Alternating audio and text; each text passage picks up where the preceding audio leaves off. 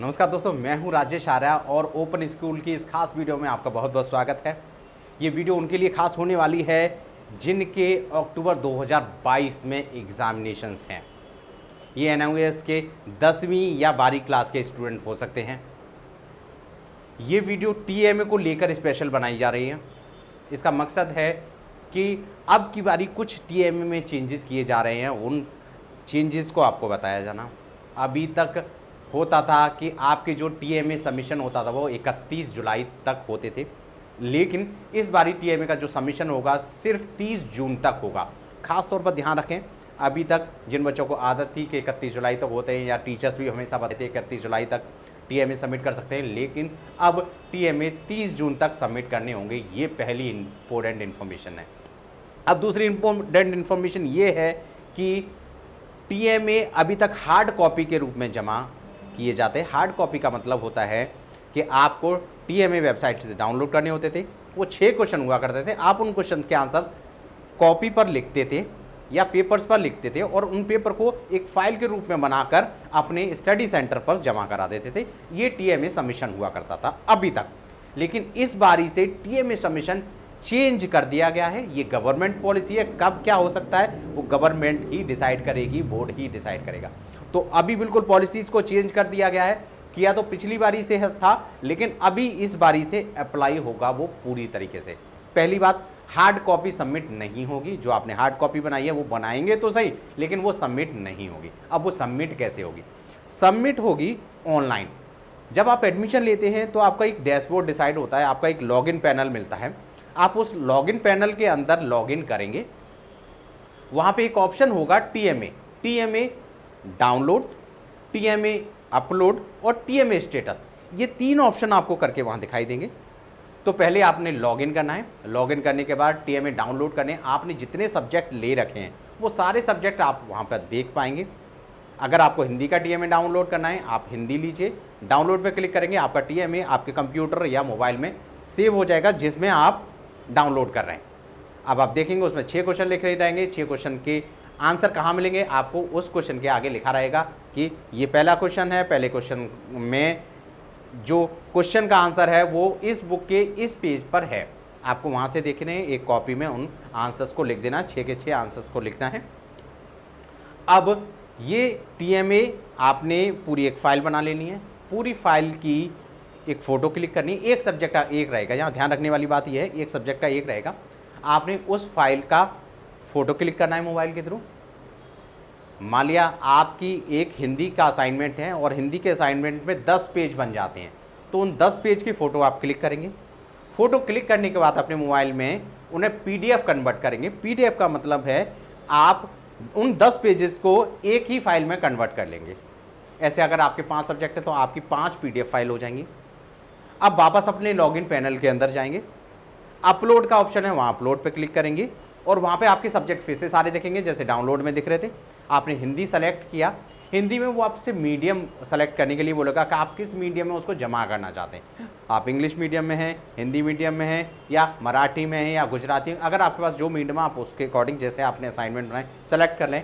याद रखें, असाइनमेंट आप किसी भी मीडियम में सबमिट करा सकते हैं, बशर्ते असाइनमेंट आपने बनाए होने चाहिए। आपने मीडियम ले रखा है इंग्लिश और आप हिंदी में जमा कराना चाहते हैं, करा सकते हैं। आपने हिंदी ले रखा है, इंग्लिश में जमा कराना चाहते हैं, करा सकते हैं, बशर्ते आपने उसी मीडियम में असाइनमेंट को बनाना है। अब आपने असाइनमेंट को सेलेक्ट किया कि आपको कौन से सब्जेक्ट का देना है। सपोज दैट आपने हिंदी का लिया, हिंदी का असाइनमेंट अपलोड पे क्लिक किया। वो आपकी फाइल पूछेगा आपके सिस्टम में फाइल क्या है, कंप्यूटर में फाइल क्या है, वहाँ से आप हिंदी के असाइनमेंट की फाइल लीजिए। अगर आपके मोबाइल में तो मोबाइल में उसी फाइल को क्लिक करिए जो हिंदी के असाइनमेंट की है। आप उसको क्लिक करेंगे, वो उसमें अपलोड हो जाएगी और फाइनली सबमिट कर देंगे। ऐसे ही अगर आपके 5 सब्जेक्ट हैं तो 5 फाइल अपलोड करनी है, हिंदी के अलग, इंग्लिश के अलग, कोई और सब्जेक्ट है उन सब्जेक्ट के अकॉर्डिंग सबकी फाइल्स अपलोड करिए। आप उसको सबमिट कर देंगे, फाइनली ये सबमिशन हो जाएगा। सबमिशन होने के बाद होना क्या है, सबमिशन होने के बाद ये बोर्ड को चले जाएंगे। बोर्ड उन मार्क्स को, आपकी फाइल्स को देखेगा, चेक करेगा, उनके अकॉर्डिंग आपको मार्क्स अलॉट किए जाएंगे। जो टीएमए स्टेटस, जब वहाँ पे आप इसको सबमिट कर देंगे तो वहाँ स्टेटस पे क्लिक करके देखें तो आपको दिखाएगा कि आपने टीएमए ऑनलाइन सबमिट कर दिए हैं। कुछ दिनों बाद उनके मार्क्स भी आपको वहाँ पर दिखने लग जाएंगे। तो ये है टीएमए सबमिशन का प्रोसेस। अब इसके अंदर सिर्फ इतना नई बात है कि एक हार्ड कॉपी नहीं जमा करनी है। दूसरा, उन्हीं हार्ड कॉपी की फ़ोटो खींचनी है, PDF बनाना और सबमिट कर देना है। पहले कई बार क्या होता था कि आप सबमिट कर तो आते थे, लेकिन हार्ड कॉपी गुम जाती थी, चाहे वो स्टडी सेंटर की गलती हो, चाहे वो आपकी गलती हो, तो पता चला कि आपको फाइनली मार्क्स नहीं मिलते थे। यहाँ पर क्या है, आप खुद अपलोड करेंगे, वो ऑनलाइन दिखेगा ही, आपको भी दिखेगा और बोर्ड को भी दिखेगा, तो गलती होने के यहाँ पर कोई चांसेस नहीं है। आपके मार्क्स स्ट्रेट फॉरवर्ड लगने ही लगने हैं, बट डिपेंड करता है आपने वो फाइल कैसी बनाई है। अगर आप सुंदर फाइल बनाते हैं, अच्छे मार्क्स आने के चांसेस हैं। अगर आप फाइल नहीं बनाते, अच्छे मार्क्स आने के चांसेस नहीं हैं। लेकिन इसमें कुछ नई बातें ये भी याद रखें कि आप ऐसा बिल्कुल ना करें कि एक दूसरे से असाइनमेंट लेके सबमिट करा दें। कई बच्चे करते हैं कि मैंने भी वही असाइनमेंट ले लिया, वही असाइनमेंट आपने भी अपलोड कर दिया।